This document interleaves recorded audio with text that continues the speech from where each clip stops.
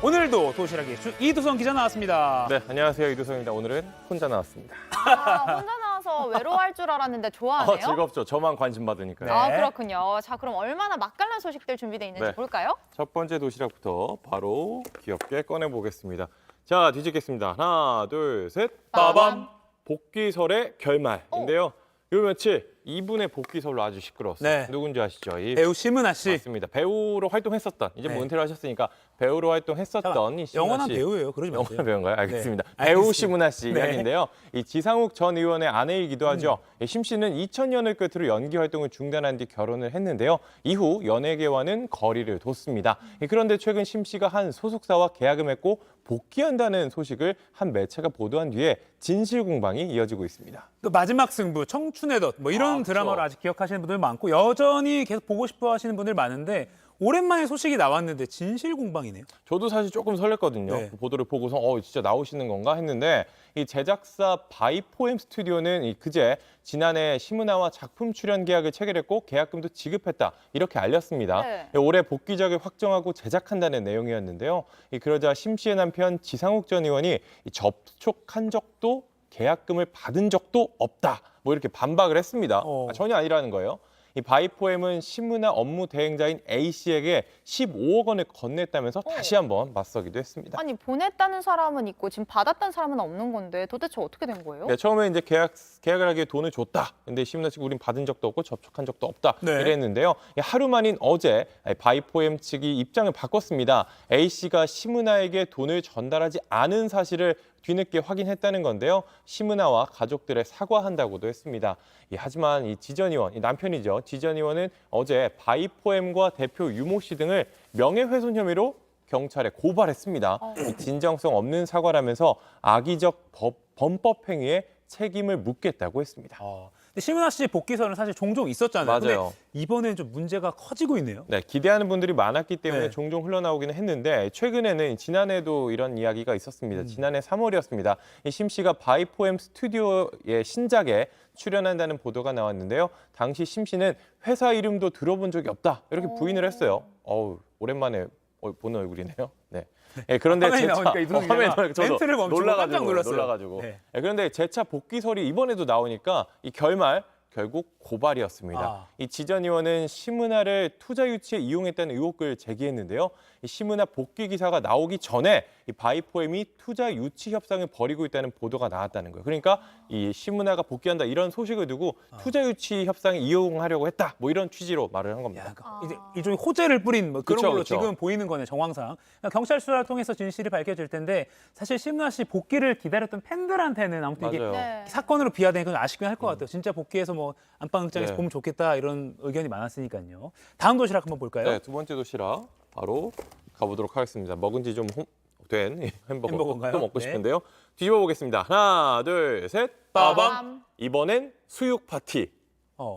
동네 주민들이 모여서 잔치를 열었습니다. 예. 근데 뭐 이게 뭐가 문제겠어요? 잔치 열었는데. 네. 근데 이번엔 좀 문제가 되고 있습니다. 중요한 게 장소였는데요. 한번 화면으로 보시죠. 네, 이게 어제 오전에 대구 대연동의 한 골목입니다. 국밥. 네, 맛있겠어요. 뭐가 문제죠? 수육도 나눠주고 3, 3호 모여 앉아서 한 숟갈씩 저렇게 뜨고 있는데요. 한 100인분 정도를 준비했다고 합니다. 이렇게만 보면 사실 신나는 잔칫날인 뿐인데 네. 장소가 영 좋지 않았어요. 이슬람 사원을 짓는 그 건설 현장 바로 앞에서 이렇게 잔치를 벌였습니다. 아하. 이슬람 문화권에서 금기하는 거, 못 먹게 하는 게 돼지고기잖아요. 네, 그 맞아요. 앞에서 먹어서 문제가 되는 거군요. 맞습니다. 지금 그게 문제가 되고 있는데요. 이슬람 사원 건립에 반대하는 취지로 보이죠. 이 갈등 3년째 이어지고 있습니다. 법적 다툼도 벌였고 결국 사원을 지어도 좋다는 최종 판단이 나왔는데도 이 갈등의 골 좁혀지지 않았습니다. 지난해엔 바비큐 파티도 열었어요. 네. 그때도 저희가 보도를 했던 것 같은데 이 집 앞에는 뭐 돼지머리, 족발 이런 걸 내걸었대요. 그 사원 근처에서요. 아하. 아이고. 사원 측 이야기 먼저 들어보시죠. But demonstrating it as something hateful behavior in front of some people worship place is something else.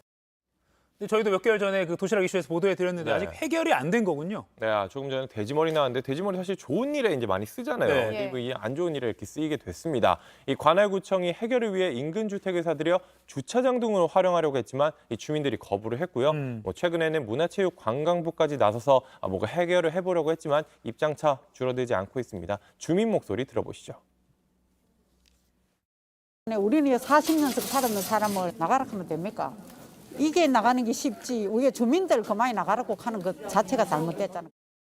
이 해외에는 이 문화와 종교에 대한 혐오로 비춰지면서 이 국제적인 논란거리로까지 번지고 있다고 합니다. 해외까지 이 소식이 네. 전해지고 있군요. 어떻게 보면 양측 입장이 모두 이해가 가지 않는 건 아니에요. 나름의 논리가 있기 때문에. 근데 해결 방법을 좀 잘 찾았으면 좋겠습니다. 네. 네, 다음 도시락 열어주시죠. 네, 세 번째 도시락도 바로 꺼내서 뒤집겠습니다. 네. 가겠습니다. 하나, 둘, 셋. 빠밤. 그래서 아이는 어디에? 물음표인데요. 이게 2년 전 구미에서 3살 여자아이가 숨진 사건이 있었습니다. 네. 상당히 유명했죠. 네. 뭐 구미 3세와 사망 사건 이렇게 나왔었는데 그 당시에 이제 엄마가 방치해서 숨을 거뒀다 이렇게 알려졌는데 그런데 아이의 시신을 숨기려 한 이 외할머니 50대 A 씨가 수사 과정에서 친모로 밝혀졌어요. 그러니까 엄마가 아니었던 거죠. 네. 이게 충격적이었는데 이후 자신이 낳은 아이와 20대 딸 B 씨가 낳은 아이를 바꿔치기한 혐의 등으로 기소가 됐습니다. 저도 그때 사회부에서 구미 직접 내려가서 이 사건 취재하기도 했는데 정말 좀 황당했어요. 엄청 계속 이야기가 황당하죠. 업데이트 되면서 그 손녀인 줄 알았던 아이는 딸이었고 이 아이는 숨졌고 그럼 딸을 낳은 진짜 손녀는 어딨냐 뭐 이런 게 쟁점이었잖아요. 맞아요. 그런 게 정점이 됐었습니다. A 씨는 아이를 낳지 않았다고 계속 주장했지만 유전자를 속일 수는 없었습니다. 이 DNA 검사를 해보니까 숨진 아이가 A 씨의 딸이라는 결과가 나왔어요. 그러니까요. 손녀가 아니고 딸이에요. 그리고 1심과 2심은 A 씨에게 죄가 있다고 보고 징역 8년, 실형 선고했습니다.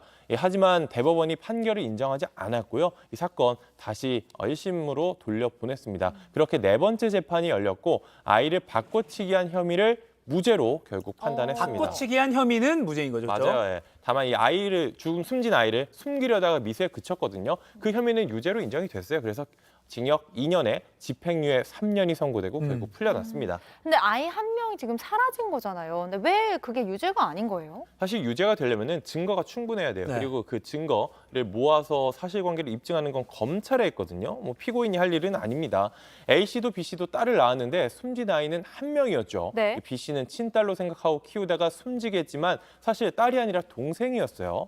이 수사기관은 B 씨 딸을 사라지게 한 게 A 씨라고 봤지만 이 법원은 증거가 충분하지 않다고 봤습니다. 네. 이 집행유예를 풀려난 A 씨는 살인 등의 혐의로 징역 20년을 선고받은 딸 B 씨를 찾아가야겠다면서 소감을 밝혔습니다. 여전히 아이의 행방에 대한 미스터리는 풀리지 않고 있습니다. 예. 그 아이가 어디 있는지 네. 그것도 좀 밝혀내야 될 것 같은데요. 다음 도시락 또 보여주시죠. 네. 도시락. 마지막 바로 도시락이죠? 곰돌이 도시락이네요. 네. 바로 뒤집어 보도록. 갑자기 얼굴이 나와가지고 제가 네. 깜짝 놀랐습니다. 뒤집어 보겠습니다. 하나, 둘, 셋. 빠밤. 일본에 돌려줘라. 오. 네, 물음표까지 있는데요. 고려 때 만들어진 불상의 소유권이 일본에 있다라는 이 법적인 판단이 나왔다고 합니다. 네. 고려 불상이 일본으로 건너가는 게 아닌가 그런 생각도 드는데요. 어허. 먼저 사진으로 보시죠. 네, 이게 이거예요. 일본 한 사찰에 있던 고려시대 금동관음보살 좌상입니다. 이름이 조금 어렵죠. 이게 2012년에 국내로 밀반입됐습니다. 이게 한마디로 훔쳐온 거예요. 아, 그런데 이 불상 안에서 이 충남 서산의 옛 이름인 서주, 이 서주 부석사에서 만들어졌다는 문서가 나왔어요. 그러자 이 부석사가 이 불상 우리 거 아니냐, 이 불상 우리한테 달라라고 소송을 냈고 10년 넘게 법적 분쟁이 이어졌습니다. 그러니까 일본에 있던 거 우리나라를 밀반입했는데 네. 그 안에를 보니까 우리나라 절에서 나온 걸로 맞아요. 추정된다. 야, 네. 영화네요. 네. 근데 키워드를 보니까 그럼 일본에 다시 돌려줘야 된다 이거예요? 일단 아직은 아닌데 이 사실관계를 보면은 일단 법원은 일단 소유권이 어디에 있는지에 대해서만 판단했습니다. 아하. 이게 뭐 줘라 마라 이런 재판은 아니었어요. 현재 정부가 점유하면서 대전 국립문화재연구소에 10년째 보관을 하고 있는데요. 일단 1심 재판부는 이 부석사가 가지고 있던 불상이 불법적으로 약탈됐다고 보고 이 소유권 부석사에 있다고 봤습니다. 이게 뺏긴 거니까요. 네. 아. 네. 근데 2심에서는 이게 뒤집혔어요. 이 기록에 뭐 서주 부석사 이렇게 써 있기는 한데 이 소송을 낸 서산 부석사 이 같은 주체라고 볼 수 없는 거예요.